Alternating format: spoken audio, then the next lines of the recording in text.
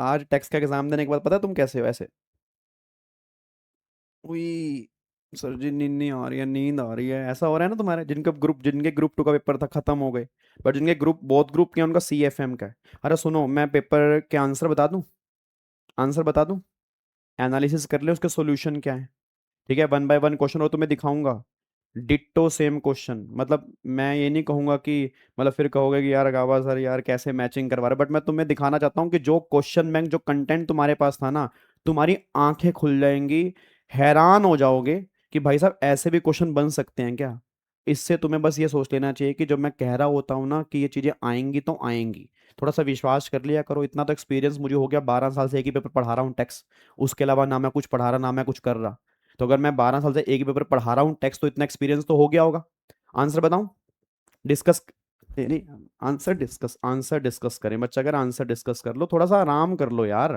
पहले तो कल CFM का एग्जाम है, चुप करके वो दे लो। उसके बाद फिर 4-5 दिन के बाद मैं आराम से आंसर डिस्कस करूंगा, बट मैं तुम्हें भी कह रहा हूं, मत देखना आंसर, कोई यूट्यूब पे वीडियो बना के डाल भी रहे ना, मत देखना, कोई फायदा नहीं है बिना बात के। जो 4-5 दिन का रिलैक्सेशन है, रिलीफ है। यार एक बात बताओ, मान लो तुम्हारे कुछ क्वेश्चन गलत हो गए, तुम एकदम क्या कर लोगे? टेंशन तुम्हारे दिमाग में आ जाएगी ना, तुम घर वालों से सही से बिहेव करोगे, घर वाले क्या बोलेंगे, इतनी मेहनत कर रहा था, इतनी फिर गलती थोड़ी सी हो गई, अब थोड़ा सा हमसे तो प्यार से बात कर ले यार। तो बिना बात के ना ये हरकतें मत करना, आंसर आराम से डिस्कस कर लेंगे, एक हफ्ते का कम से कम रेस्ट लो, तुम भी रिलैक्स हो जाओ, और हम भी थोड़ा सा रिलैक्स हो जाते हैं। मैं भी अपने होम टाउन फैमिली के पास हो जाता हूँ, तुम भी अपना थोड़ा सा रिलैक्स हो जाना जी। अब मैं तुम्हें बस एक चीज यहाँ पे दिखाना चाहता हूँ, इधर देखो ध्यान से। अब ये आपके जून का एग्जाम था जो आज आया, GST की बात कर रहा हूं, पहले इनकम टैक्स की बात भी आराम से करूंगा। अच्छा, मैं पूरी डिटेल वीडियो नहीं बना के डाला, बस मैं तुम्हें कुछ दिखाना चाहता हूं, क्योंकि मैंने भी जस्ट पेपर देखा जैसे मैं घर आया। प्रोफेशनल की GST की मेरी क्लास थी, प्रोफेशनल वालों को भी GST बहुत बढ़िया आया भाई, मतलब मजा आ गया मेरे को तो, सही बताऊं, आज प्रोफेशनल वालों का भी GST था, मतलब उनका भी बहुत बढ़िया एग्जाम आया। और तुम्हारा तो तुम बताओगे कमेंट बॉक्स के अंदर कैसा आया।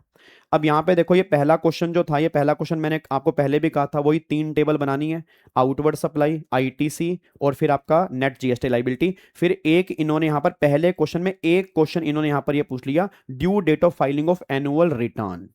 ठीक है, ये क्वेश्चन इतना कोई मुश्किल नहीं था कि भाई एनुअल रिटर्न की ड्यू डेट बताओ और फिर लेट फीस क्या होगी, ये रिटर्न के चैप्टर में से ही क्वेश्चन बना हुआ है।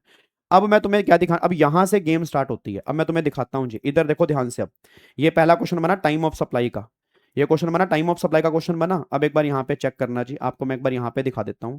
ये आपको मैंने क्वेश्चन बैंक दिया हुआ था, है ना?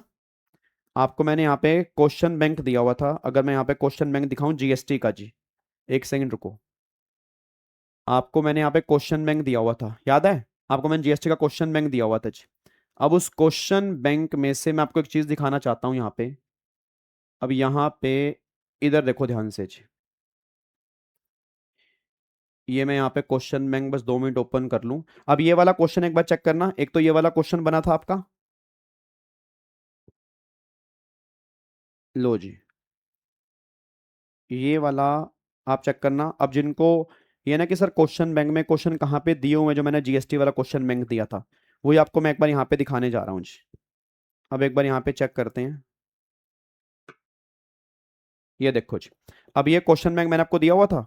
अब इस क्वेश्चन बैंक में यहाँ पे चेक कर लेना जी, ये वाला क्वेश्चन देख लो जी। अब आप देखना एक बार यहाँ पे, एक्सपेक्टेड भी मैंने यहाँ पे मार्क किया हुआ था। ठीक है, अब देखना यहाँ पे, सर्विस कंप्लीटेड 1 अगस्त, रिसीव 28 सितंबर, कंप्लीटेड 14 अगस्त, रिसीव 28 सितंबर। एक बार देख लो जी, यहाँ पे कंप्लीट 1 अगस्त, रिसीव, यहाँ पे पेमेंट जो आई है 28 सितंबर को आई है। उसके बाद फिर यहाँ पे देख लो जी, 14 अगस्त, और यहाँ पे 29 सितंबर, और यहाँ पे क्या लिखा हुआ है, 14 अगस्त 28 सितंबर लिखा हुआ है इन्होंने यहाँ पे। फिर यहाँ पे 3 अगस्त, और यहाँ पर remaining to be completed at the time. अब यहाँ पे देख लो जी, रिमेनिंग कंप्लीटेड, और हाउएवर अमित एडवांस पेमेंट किए 13 अगस्त को। मतलब ऑलमोस्ट ये वाला क्वेश्चन अगर आप चेक करोगे, क्वेश्चन नंबर 12 है, क्वेश्चन बैंक के अंदर ऑलमोस्ट सेम मिला जी। और ये सारे क्वेश्चन हमने प्रैक्टिस किए थे यूट्यूब के ऊपर भी, ये सारे हम प्रैक्टिस कर चुके हैं। उसके बाद फिर एक्सपेक्टेड क्वेश्चन की अलग से प्रैक्टिस हुई थी। तो मैंने आपको पहले ही देखो, इस ये वाला एक्सपेक्टेड, इसके नीचे वाला भी मैंने एक्सपेक्टेड की लिस्ट आपको दी थी कि कौन कौन से एक्सपेक्टेड क्वेश्चन हैं। तो क्वेश्चन नंबर 12 क्वेश्चन बैंक का। और जब हमने प्रैक्टिस की थी तो मैंने सारे क्वेश्चन प्रैक्टिस करवाए थे, एक्सपेक्टेड नहीं करवाए थे उस टाइम, तो मैंने सारे ही करवाए थे। उसके बाद अब मैं तुम्हें यहाँ पे दिखाता हूँ जी, अब ये क्वेश्चन बना हुआ है, ये वाला, ये वैल्यूएशन वाला। अब यहाँ पे एक बार चेक करना सर, वैल्यूएशन का आपको मैं दिखा दूं, ये क्वेश्चन जो तुम्हारे पेपर के अंदर वैल्यूएशन का बना है, यहाँ पे देख लो जी। अब ये क्वेश्चन जो आपका वैल्यूएशन का बना है, क्वेश्चन बैंक में आओगे, ये देख लो, यहाँ पे देखोगे, ये देखो एडिशनल डिस्काउंट 1% वाला पॉइंट यहाँ पे दिया हुआ है, ठीक है। उसके बाद ये इंस्टॉलेशन एंड टेस्टिंग चार्जेस आप चेक करो, क्वेश्चन में दिया हुआ है। उसके बाद इसके ऊपर क्वेश्चन देखो, लेट फीस, उसने लेट फीस यहां पर क्या कर दी, वेव कर दी, वेव।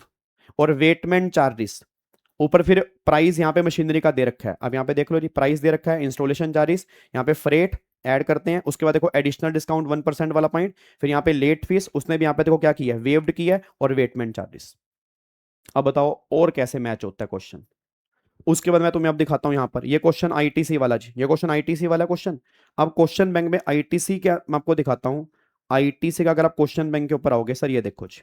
अब यहां पे एक बार चेक करना है, देखो ये यहां पर देखो, truck use, transportation of raw material.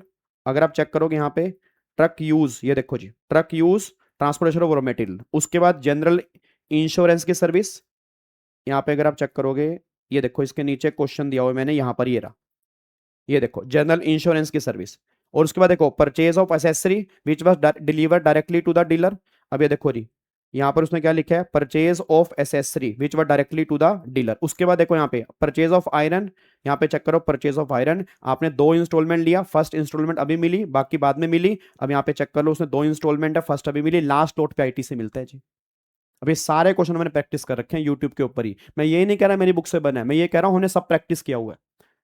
अब जो बच्चे सिंसियर थे तो उनका अच्छा नहीं होना चाहिए, बताओ। और आपको सेम डीटी के अंदर भी दिखाऊंगा मैं, सेम आपको डीटी के अंदर भी दिखाऊंगा, सेम क्वेश्चन डीटी के अंदर। सर आप क्वेश्चन बैंक जिसने कर रखा है ना प्रैक्टिस मैनुअल, मैं कह रहा हूं उससे बाहर से कोई क्वेश्चन नहीं है, बट अगेन आपने प्रैक्टिस सेशन मेरे साथ में अटेंड की हो, मतलब रेगुलर लेक्चर में हमने भाई साहब 250 प्लस घंटे का काम किया। उसके बाद यूट्यूब पे हम 2-3 महीने से काम कर रहे हैं, उसके बावजूद भी हाँ ये मैं कह सकता हूं कि इंस्टीट्यूट को 3.5-4 घंटे देने चाहिए, पेपर लेंदी था, बट ये मैं बिल्कुल नहीं सुन सकता कि पेपर मुश्किल था भाई, ठीक है ना। लेंदी हो सकता है, लेंदी हो सकता है। अच्छा ये वाला क्वेश्चन बताओ यार, अब ये तो सेम क्वेश्चन जून 25 के अंदर बना हुआ है तुम्हारे, जब मैंने कस्टम, अगर आपने वो कस्टम की क्लासेस देखी हो, इवन मैराथन भी देखी हो, तो भी ये क्वेश्चन तुम आराम से कर लोगे। इसमें तो उन्होंने कुछ चेंज भी नहीं किया भाई साहब, डिट्टो सेम चिपका दिया कस्टम क्वेश्चन। और आपको मैंने पहले भी कहा था एक क्वेश्चन वैल्यूएशन का पक्का बनता है जी, और वैल्यूएशन में से कस्टम में से क्वेश्चन बना हुआ है, बताओ।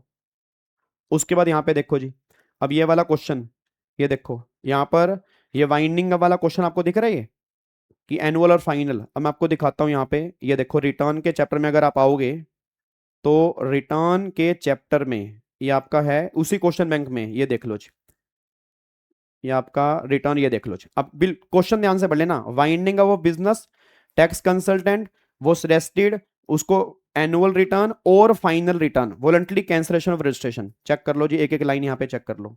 यहाँ पे देखो जी एनुअल, यहाँ पे कैंसिलेशन। अब यहाँ पे उसने वही, उसने आपसे पूछा कि क्या वो सही कह रहा है गलत कह रहा है जी। देख लो सेम लाइन चेक कर लो, और क्वेश्चन देख लो, ये क्वेश्चन नंबर 10 एक्सपेक्टेड मार्क कर रखा था मैंने, और यहाँ पे देख लो ये सेम क्वेश्चन। उसके बाद आपको देखो यहाँ पे, अब ये वाला क्वेश्चन, ये कॉम्पोजिशन वाला, अब मैं दिखाता हूँ कॉम्पोजिशन वाला क्वेश्चन, ये लो सेम डिट्टो क्वेश्चन ये रहा। ये देखो Ram enterprise engage trading pan masala, और फिर manufacturing Punjab and Haryana neighbouring state. अब यहाँ पे चेक कर लो जी, ये क्वेश्चन देख लो, देखो ये रहा, इसने नाम चेंज कर दिया, ईशा एंटरप्राइज है, ट्रेडिंग पान मसाला, और Aniruddh manufacture has registered office Delhi Haryana, नाम चेंज कर दिया बस, सप्लाई नेबरिंग स्टेट। 5 नंबर के अंदर क्वेश्चन बना हुआ कॉम्पोजिशन स्कीम का। उसके बाद अब ये advance receive supply of goods और सर्विसेज, ये थ्योरी क्वेश्चन के अंदर मैंने आपको दिया हुआ है। अब अगर आप चेक करोगे थ्योरी क्वेश्चन के अंदर, ये देखो जी, ये थ्योरी क्वेश्चन मैंने 61 आपको थ्योरी, अच्छा ये देखो ये टाइप्स ऑफ ड्यूटी, जो आपको मैंने कस्टम के नोट्स दिए थे, टाइप्स ऑफ ड्यूटी, 5 नंबर में क्वेश्चन बना रखा है भाई साहब, टाइप्स ऑफ ड्यूटी। अब ये देखो एडवांस वाला question, advance receive in case of goods और सप्लाई। तो मैंने कहा था गुड्स वाले केस में एडवांस चेक नहीं करते, सर्विस वाले केस में एडवांस चेक करते हैं। क्वेश्चन 5 नंबर का थ्योरी का बना है, और टाइप्स ऑफ ड्यूटी 5 नंबर के अंदर बना है जी। तो सर देखो जिसने मेहनत की है ना, जिसने विश्वास किया, मेहनत की है, देखो उसका पेपर बढ़िया जाना चाहिए सर। बहुत मेहनत की थी यार, मैंने भी, सही बताऊं तो आपने भी की थी, मैंने भी बहुत मेहनत की थी।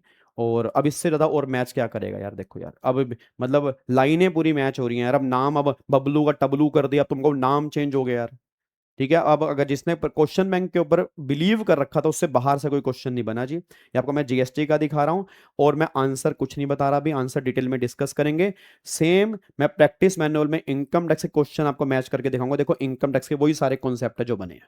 हाँ, जो पहला क्वेश्चन 20 नंबर का है, इसमें अलग अलग जगह से इन्होंने एडजस्टमेंट उठाई है, बट अगेन ये भी मुश्किल नहीं है सर।